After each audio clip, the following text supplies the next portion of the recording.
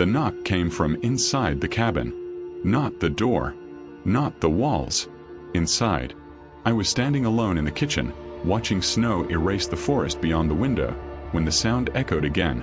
3 slow knocks, hollow and deliberate, as if someone was tapping from behind my own ribs. I didn't move.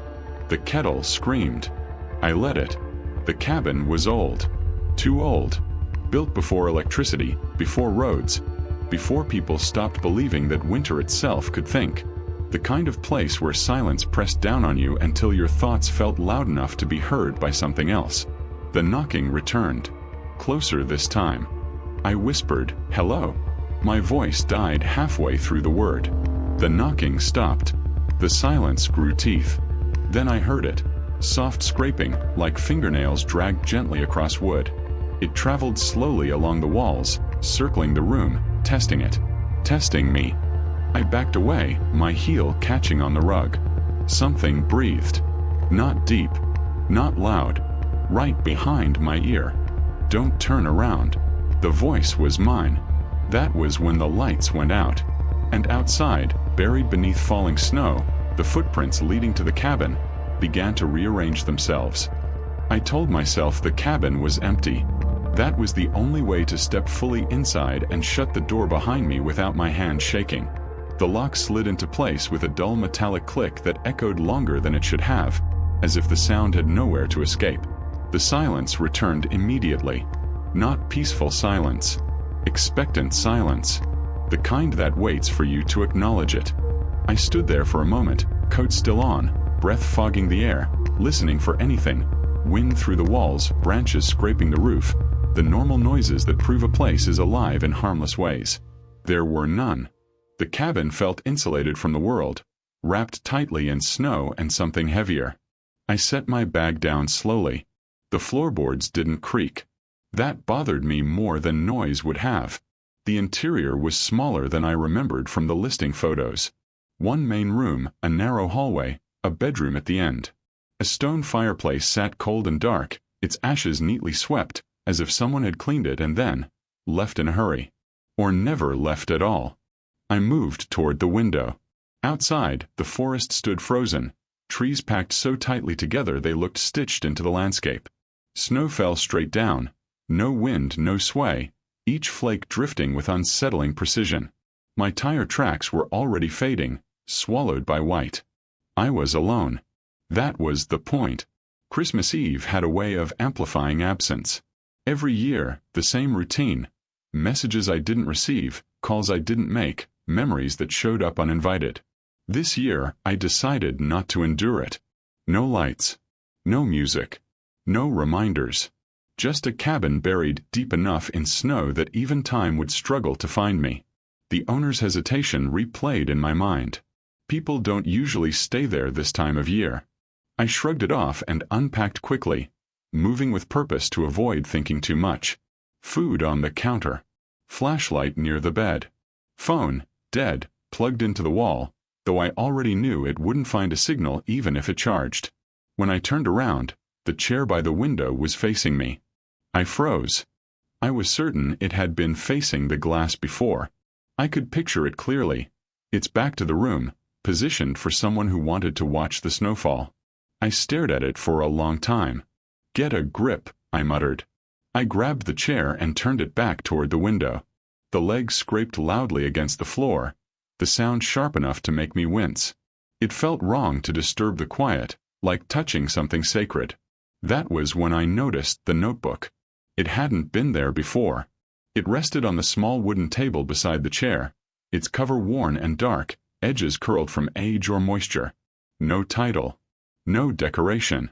Just present. I picked it up. The leather was warm. I told myself it had absorbed heat from the room. That was reasonable. Logical. I flipped it open anyway. The handwriting was uneven, pressed deep into the paper, as if the writer had been afraid the words might disappear if they weren't forced to stay. Christmas Eve. Still snowing. Still waiting. That line appeared again and again throughout the pages, separating different entries written in different styles. Some neat, some frantic, some barely legible. Different names signed them. Different years. Same cabin. Same night. I felt a tightness form behind my eyes, not fear exactly, but recognition. Loneliness had a way of making patterns where none existed. I skimmed faster. Heard knocking tonight. From the walls. It mimics. Don't answer. The snow listens. I shut the notebook. The sound echoed through the cabin like a slammed door.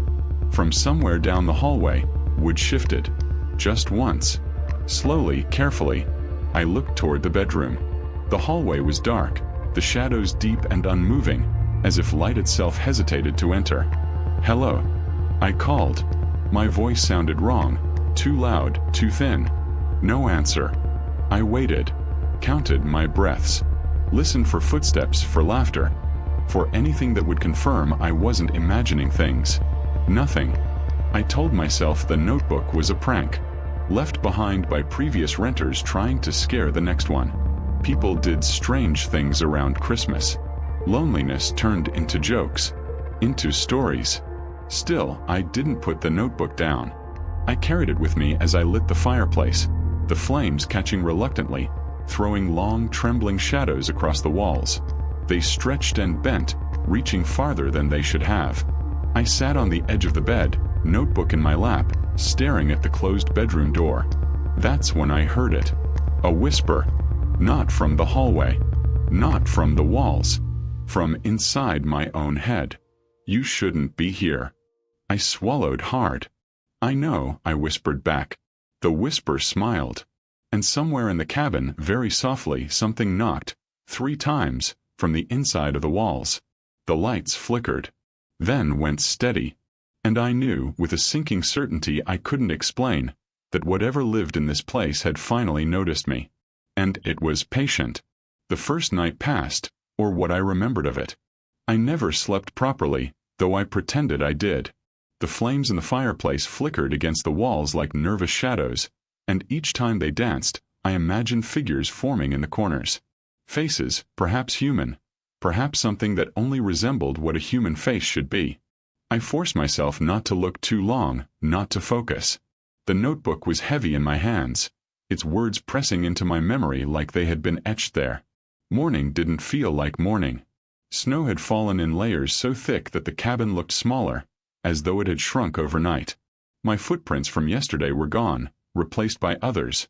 Bare, human, circling the cabin. I swore I hadn't seen them before I closed my eyes, but now they were undeniably there. I left the notebook on the table and walked outside, breathing in the cold that felt sharp enough to cut. The air smelled of pine and frozen earth, untouched, except for the tracks that followed me wherever I went. I tried to reason. It's an animal, maybe a lost hiker, something explainable. But the tracks didn't continue into the forest. They circled the cabin endlessly, returning to where they had started. When I returned inside, the cabin was different. Subtle changes, almost imperceptible. The chair was slightly angled away from the window, the firewood stacked in a pattern I didn't remember, the shadows falling in unnatural lines. I shook my head. The cold was getting to me. Sleep deprivation, isolation, grief, it all made sense. Then came the voices. At first, they were whispers, almost comforting in their familiarity.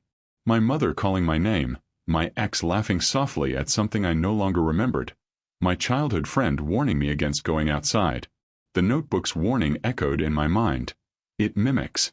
Stop. I whispered, my hands trembling. Stop it, please. But the whispers grew louder, more insistent. They came from the walls, the ceiling, even beneath the floorboards. I jumped each time, heart hammering, mind scrambling for rational explanations. Rodents, wind, creaking wood, but none fit. By nightfall I had stopped trying to reason. The cabin demanded attention in its own way. Each movement I made was observed, measured, and echoed back to me in distorted sounds. I wasn't alone. I never had been. The old woman appeared again. I had barely noticed her at the treeline, wrapped in her thin coat, pale eyes staring. I had thought she was a trick of the snow, a shadow formed by the moonlight. You shouldn't be here alone, she said, her voice a rasp that scraped against the frozen air. I just wanted to stay for the night, I muttered. Unsure why I felt compelled to explain myself. "They'll come for you," she said, and I realized she wasn't warning. She was stating fact. Flat. Unyielding. I frowned. "Who?" The snow shifted beneath her feet. The cabin learns every voice it hears. Every sound. It waits for the lonely, the desperate. "Tonight you are both." I tried to protest, to explain I wasn't like the others mentioned in the notebook, but she had already turned away. Her form disappeared into the snowfall, leaving only her words lingering in the frigid air. The notebook grew heavier with each passing hour. Entries no longer followed a pattern. Some were frantic, written in illegible scrawls. "It laughs at your voice." "Your thoughts are loud." "You can't hide." Others were simple, chillingly mundane. "It watches the fireplace." "It watches the window." "Do not sleep." I began to notice patterns. Each entry described minor events that escalated in intensity. Footsteps, knocks, whispers. Figures glimpsed in windows. Movement in corners. The final lines always ended in either disappearance or death. The first micro-event happened around midday. I was making tea when the kettle slipped from my grasp. Not fell, but slipped, like someone had nudged it from behind. My hands were shaking, but no one was there. I told myself it was nothing. Knew it wasn't. The cabin was aware. Later, I found objects slightly out of place. My coat hung inside out. A book I had left on the table was now on the floor. Each incident was small, almost trivial, but the cumulative effect was unbearable. The cabin was alive, watching, learning. Voices became more aggressive. "I see you," whispered from the fireplace. "You can't hide." From beneath the bed. "Not yet." From the bedroom closet. I stopped sleeping entirely. Each nap was invaded by dreams that felt real. Shadows crawling along walls, hands reaching through windows, snow drifting into my chest. And always, always, the knocking from the inside. 3 slow, deliberate taps. I tried talking to myself out loud. "Calm down. You're imagining things," I said. A voice answered, "No, we're imagining you." The notebook had warned me, but I ignored it. Every time I read another entry, the cabin reacted. Windows fogged with words I hadn't written. Shadows formed shapes, crouching and waiting. The floorboards creaked rhythmically, as if counting my breaths, my heartbeat. I began questioning my sanity. Every rational thought I tried to hold onto dissolved into suspicion. Was I dreaming? Was the snow covering some horrible truth? Was the notebook controlling me? Or was I already too far gone to matter? I tried leaving. The door wouldn't open. Not locked. Physically, yes, but somehow it resisted. My strength and force became irrelevant. Panic clawed up my throat as I realized the cabin itself had become a cage. The snow outside glimmered, motionless, taunting, impossible to cross. I ran to the window, pressing my face against the glass. Shadows moved across the forest. Figures I recognized, people from my past, smiling and beckoning. Or were they just reflections of my memory? I screamed. The reflection screamed back. Neighbors whispered warnings. I had finally found someone on the frozen path, a young man from a distant cabin, his face pale, eyes wide. He didn't say much. Just shook his head and muttered, "You shouldn't be here tonight. They hear everything. They'll use it against you." I demanded answers. "What is it? What lives here?" He shook his head again. "The cabin chooses. The snow listens. Once it knows you're afraid, it won't stop." I ran back, terrified, only to find my own cabin different. Subtle changes, almost invisible. The table slightly tilted, the chair facing the wrong way, the fireplace embers forming shapes that resembled a face. I screamed. The shadows answered. By the second night, the cabin was fully alive. The whispers had turned into voices I recognized. Friends, family, strangers, all mocking, pleading, warning. Doors opened and closed without touch. Footsteps circled endlessly. I started keeping track. 3 taps, 2 shuffles, 1 whisper. Then it repeated again, endlessly. I attempted to document it all. Notebook in hand, I wrote down each event as it happened. But the words twisted on the page, rearranged themselves. "Not your story," they said. I began seeing glimpses of what had happened before me. Flashbacks, fragmented. A man disappearing in the snow. A woman screaming at the window as shadows swallowed her. Footprints circling a cabin, always returning. Every entry in the notebook wasn't just a warning. They were evidence. History repeating itself, amplified by my presence. Paranoia reached its peak. Every sound, every movement, every shadow became suspect. I couldn't tell if it was the cabin or my mind. The whispers called my name constantly, sometimes mimicking my own voice, sometimes telling secrets only I knew. I spoke to them, begged, threatened, cried. It only responded with laughter.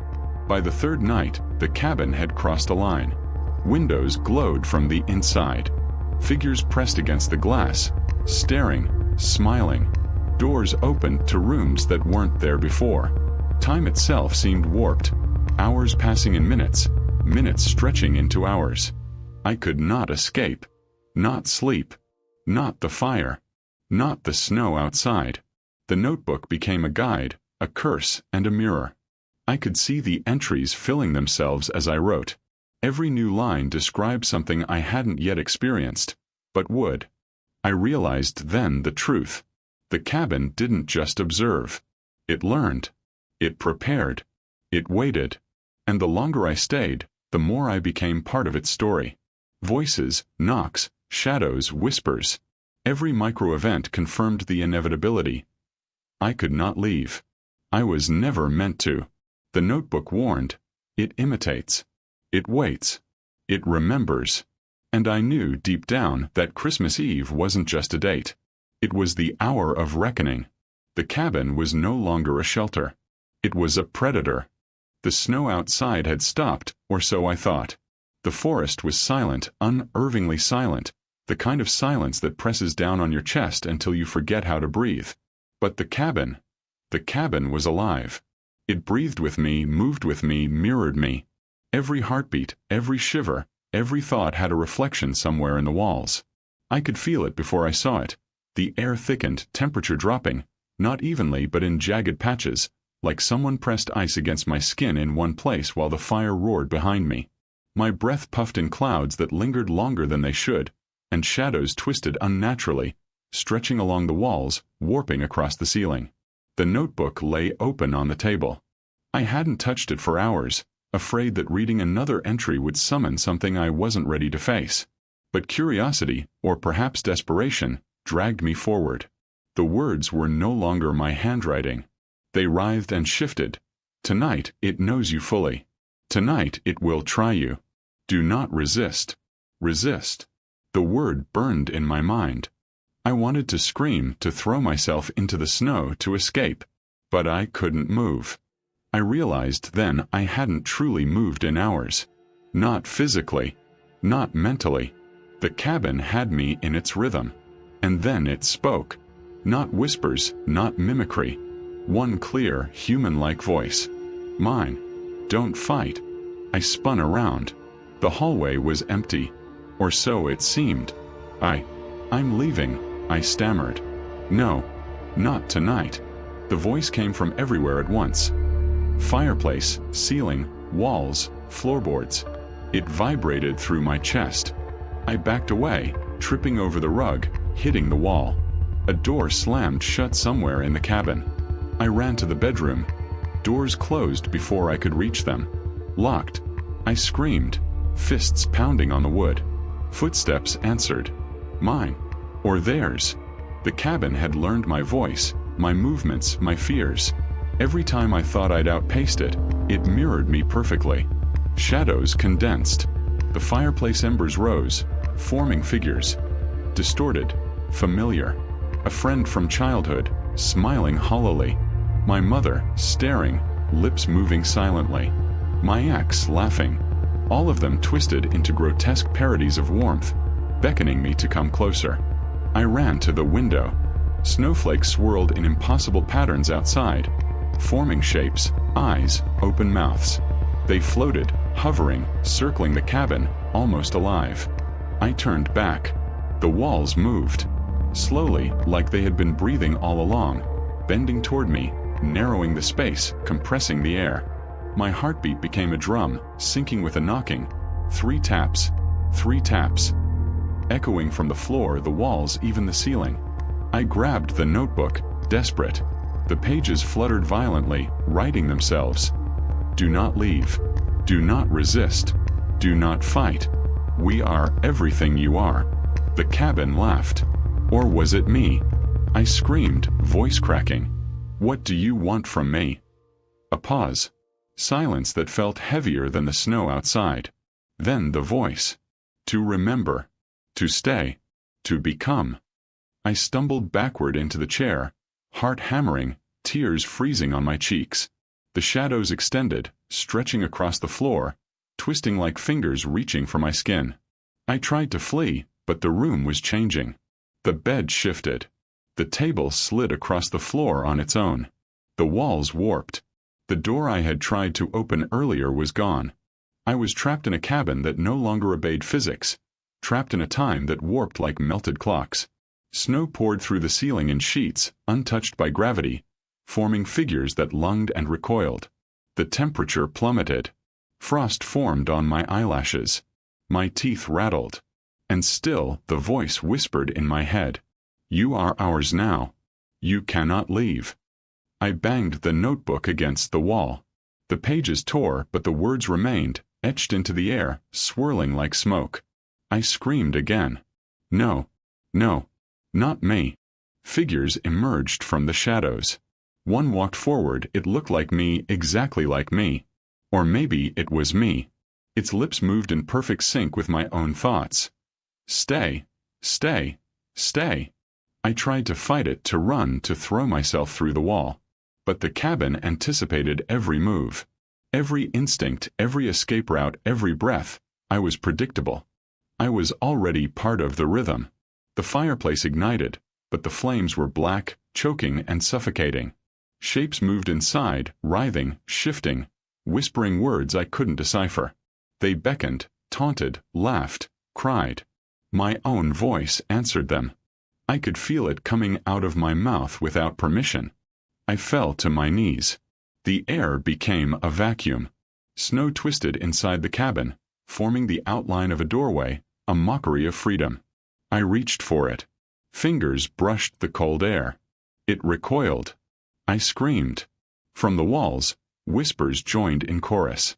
You are one of us. You will stay. You will remember. You will become. Time fractured. Minutes stretched into hours. Hours compressed into seconds. I could feel myself splintering, consciousness tearing into pieces. My reflection in the window was no longer me. It smiled when I didn't, it moved when I stayed still. The notebook fell open again. One last line appeared, written in my own handwriting. Do not resist. The shadows surged. Snow rose to my chin, my waist, my shoulders. Shapes pressed against my body, their cold seeping into my bones. My screams echoed endlessly, bouncing off walls that warped and writhed.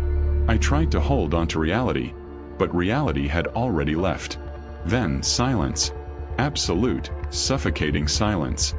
I opened my eyes. The cabin was still. Normal, almost innocuous. Fireplace crackling gently.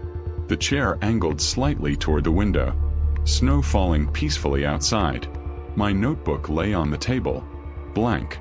I thought I was safe. Then I heard it. Soft, from the corner of the room. My turn. And I understood. The cabin hadn't ended with me. It had only begun. The air felt heavier, the shadows longer, the snow outside swirling unnaturally. Every object, every whisper, every memory was now part of the cabin. And I was no longer simply human. I was a note in its endless symphony of winter. The door opened slowly. I couldn't stop it. A figure emerged from the snow outside, face pale, eyes wide, familiar. The cabin's patience had found its next audience. And as the cabin waited, I understood the truth that had been whispered in every torn notebook page, every flickering shadow, every snowflake that defied the world outside. Christmas Eve was not a night of warmth or joy. It was a reckoning. It was inevitable. And the cabin, it always remembered. Spring arrived silently, brushing the forest in muted greens and grays. The snow had finally retreated, leaving wet trails across the frozen earth, small streams trickling where icicles had hung from branches. But the cabin remained, alone, waiting. The kind of waiting that doesn't end with seasons, with calendars, or with human concern. I didn't leave. Or perhaps I did, in a way that no one would recognize. My body, if it was still mine, was somewhere between shadow and memory, tethered to the cabin, to the snow, to the endless whispering chorus of every voice it had collected over centuries. They found the cabin eventually. Curious hikers, children of locals, someone searching for a story to tell over a fire. They discovered nothing unusual. A single cabin in the middle of the forest, walls intact, windows clear. A fireplace that smelled faintly of burnt wood, a chair angled slightly toward the window, and a table with a notebook lying open, but blank. No footprints remained. Not mine. Not theirs. The locals whispered about it, cautiously, as if speaking too loudly might wake something. They called it a haunted place, but not in the childish sense. Haunted in the way one feels the wind pressing insistently against their chest, in the way one imagines a shadow moving at the edge of vision that disappears when looked at directly. The notebook remained a mystery. Blank but heavy, as if it still carried the weight of what had happened inside the cabin. No one dared to touch it for long. Occasionally, someone would glance at it and feel an inexplicable chill, a sense of being watched even in the warmth of spring sunlight. I was still there. Not physically, not entirely, but in echoes, in whispers that threaded through the forest, in the subtle shifts of light and shadow across the cabin walls. Every crack in the wood, every flicker of the fire, every creak of a floorboard held fragments of me, bound to the place I had sought for solitude but found as a prison. The world moved on. People returned to their lives, to dinners, to celebrations. I remained, stitched into the cabin's being. I had become another note in its endless symphony, another voice for the next unwary visitor to hear, to fear, to mistake for their own. Occasionally, someone new would arrive. They would see the cabin, small and unassuming, almost welcoming. They would approach cautiously, expecting isolation, perhaps peace. The snow might already be falling, heavy and white, soft and insistent. And the cabin would greet them in its subtle, terrible way. Objects out of place, shadows shifting against the firelight, a cold draft that followed them into their own movements. The notebook would reappear, its pages blank, waiting, patient. I would watch through the cracks, through the snow, through the shadows. I would feel the pulse of the next visitor, their heartbeat quickening as the walls closed in, as the whispers began. I would see their fear, and it would taste like winter on my tongue. No one remembered me. No one could. Not fully. Not clearly. I had been swallowed, erased, and remade into part of the cabin's rhythm. My voice became part of the chorus, my footsteps part of the endless circling in the snow, my thoughts etched into the shadows that would reach for someone else. The locals warned, "Do not stay on Christmas Eve. Do not stay overnight. Do not listen." Some laughed, some shivered, some crossed the forest at dawn to avoid its pull. Few heeded the warnings. The cabin always took notice, always waited, always remembered. Seasons passed. Snow returned. Each winter, the cabin gathered the lost, the lonely, the curious. Voices joined the chorus. Whispers multiplied.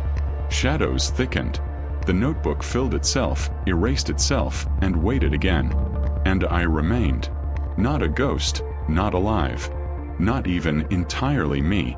Just a fragment, a memory tethered, a warning unspoken, a presence in the silence.